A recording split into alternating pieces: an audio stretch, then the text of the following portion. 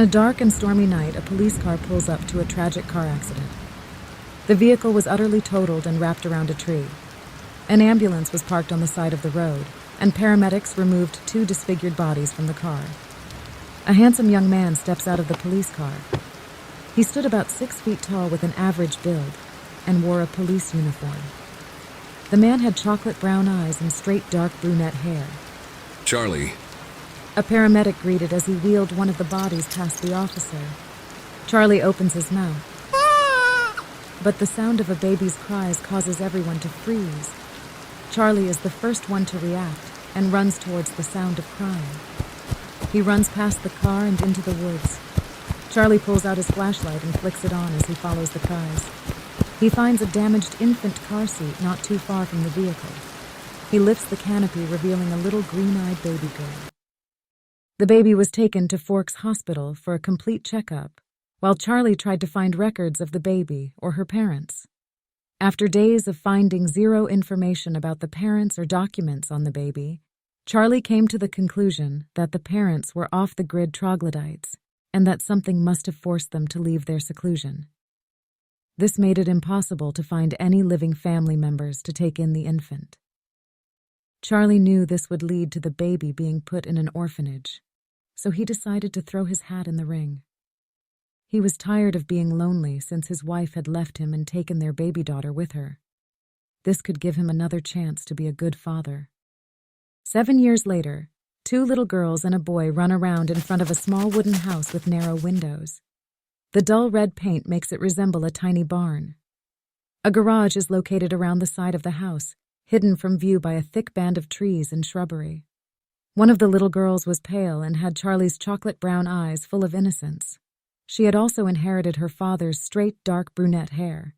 She giggled as another girl with lightly tanned skin, wavy light brunette hair, and bright green eyes chased her. A little boy with smooth, russet-colored skin runs after them. He has dark brown eyes that almost look black, like his beautiful, long, glossy hair. Charlie sat on the porch, drinking a beer with another man. The man was a very tall, handsome native with dark, russet skin and similar dark brown eyes that almost looked black. Like his son, he had beautiful, long, glossy hair that reached his lower back. A woman walks out with a tray of cookies and milk, gaining the children's attention. They run over excitedly. The woman was of native descent, just like her husband. She, too, had smooth, russet-colored skin and dark brown eyes. She has beautiful, long, glossy hair that reaches her butt and is in a braid. Now, Koda, do not wolf your food down like that or you'll get a tummy ache, she reprimanded, causing the little green-eyed girl to give her a sheepish look. Sorry, Mommy B. Koda apologized. Charlie chuckled. I think it's just hunger from the sudden growth spurts she has had lately, Sarah, he explained, causing a worried look to wash over his friend's face, but he didn't notice. Sarah glances at her husband and then looks at Koda, who is already on her 4th cookie. The man speaks up. I have a story I think you 3 would like to hear, he said, causing the children to move onto the porch and sit on the floor around him excitedly. Legend claims that we descended from wolves and that the wolves are our brothers still. Now the Quaaludes have been a small tribe from the beginning, but we've always had magic in our blood. We were great spirit warriors, shapeshifters that transform into the powerful wolf. This enabled us to scare off our enemies and protect our tribe. One day, our warriors came across a creature. It looked like a man, but it was hard like stone and cold as ice, he explained. Koda noticed her sister growing a little scared, so she pulled her close.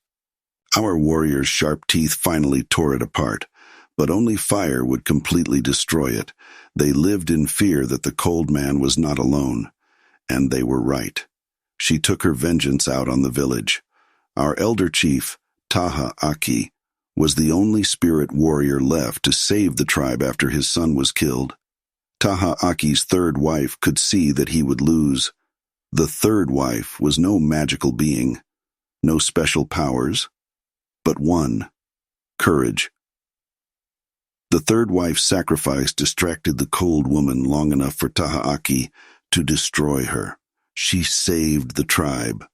He said as Koda looked up at him in amazement. She wanted to be a mighty spirit warrior like Tasha Aki and as courageous as his wife. A year later, on the night of a full moon, Charlie bangs on his friend's front door looking disheveled. Billy opens the door, half asleep, with confusion in his eyes. Charlie, what's wrong? He asked worriedly. Koda is missing. I woke up to what sounded like a struggle in her bedroom. I rushed in, but she was nowhere to be seen, and everything was in disarray. I called the station, and they are out looking for her, but no one knows the woods like your men. Charlie explained in a panicked tone. Billy grabs his shoulder, giving it a comforting squeeze. We'll find her, Charlie, I promise. He vowed. An hour later, people from the reservation and the police station look around the woods behind the Swan residence. Officers walk around with flashlights and search dogs that sniff around just as it begins to rain. Charlie and Billy walk through the woods together, carrying flashlights. The rain starts to come down even harder. If this rain keeps up, we'll have no chance of finding her. Charlie said worriedly. We'll find her, Charlie. There are other ways to track someone. Billy explained as he kneeled beside some broken branches. Charlie follows Billy further into the woods until they hear movement in the distance. They halt their movement at first and listen as the sound grows closer. The bushes in front of them shake, then a bear cub tumbles out of it. The men could tell the cub was in distress as it scrambled to its feet but kept falling like it wasn't used to its own legs. Charlie looks around for any signs of the cub's mother until he sees Billy pick it up. Billy, what are you doing? He asked in surprise. Charlie, what I'm about to tell you will be hard to accept, but this cub isn't normal. This cub is your daughter, Koda. Billy explained. Confusion then anger filled Charlie. My daughter is missing, and you're making some joke? He yelled. Billy doesn't flinch from his yelling and looks Charlie in the eyes. This is no joke, Charlie. My people's stories are true, and we aren't the only ones of our kind. There are others, and your daughter is one of them. Just look at the cub's eyes, Charlie. He ordered. Charlie hesitated, not wanting to listen to Billy, but they had been friends since they were kids, so he looked down at the cub, finding familiar, bright green eyes looking up at him. By the morning, the little cub shrinks down as its bones pop and its fur sheds, revealing an unconscious Koda. 9 years have passed since Koda's first shift, and since then, many things have changed. She could no longer leave Forks to see her sister Bella, who had stopped coming down during the summer. This put a strain on the siblings' bond since they could only talk over the phone, and Bella was too busy caring for her free-spirited mother. But Koda's relationship with Billy's son Jacob had grown since the car accident that killed his mother and put his father in a wheelchair. She had also grown close with the other kids on the reservation. After Koda's change, Charlie learned everything he could from Billy about shifters and the cold ones, though Koda was very different from the Quileutes. Unlike them, Koda was affected by the moon's sway. One evening, Koda runs along a small strip of sand by the sea covered with large rocks and driftwood trees near the tide. She stood at 6'7" with very lean muscles like a trapline. The spray from the waves left droplets on her lightly tanned skin as the wind blew against her shoulder-length, wavy, light brunette hair. She wore a black sports bra, gray basketball shorts, and white sneakers. Koda jumps over a log and then follows a trail from the beach into the woods. She starts to pick up speed, causing the surroundings around her to blur. Koda slides to a halt just at the tree line behind her home. She jogged towards the back door and headed inside just as it started to sprinkle outside. Koda grabs a hair tie from her pocket and pulls her hair up, revealing shaved sides as she walks into the kitchen. She grabs a water bottle from the fridge when she hears a car coming towards the house. Koda smiles and rushes out the front door as Charlie pulls up in his police car with Bella in the front seat. She jumps off the porch and runs towards the car. The moment Bella steps out of the vehicle, she is engulfed by long, warm arms. Koda practically lifts her big sister up in her arms, giving her a bear hug. Charlie couldn't help but chuckle at how small Bella looked in Koda's grip. Bella was only 5'4", which Charlie always thought was funny since Bella was older by a few months. Even though Bella had lived in Phoenix with her mom, she was still very pale. Bella's straight dark brunette hair was longer since Koda had last seen her. Koda finally sets her sister down and takes in her features, which have also changed since they were kids. Bella has a widow's peak, a heart-shaped face, and a wide forehead. Her chocolate doe eyes are large and widely spaced. Bella's nose is thin, and her cheekbones are prominent. Her lips are a bit too full for her slim jawline. Her eyebrows are darker than her hair, and are straighter than they are arched. Bella looked up at her little sister in amazement at how tall and beautiful Koda was with her sharp features. But one thing had still stayed the same, and that was the mischief in her sister's green eyes. Wow, Ko, what has Dad been feeding you? Bella asked, making her sister smile as she grabbed Bella's bags. You know, Dad and his fishing. It must be something in the water. Koda explained as she carried her sister's things into the house. Bella followed her up to the second floor and into her new bedroom. The room had light green walls, bright blue translucent curtains, a twin-sized bed with purple bedding, a cork bulletin board, an oak desk, an oak dresser, and various strings of white lights hung about the walls.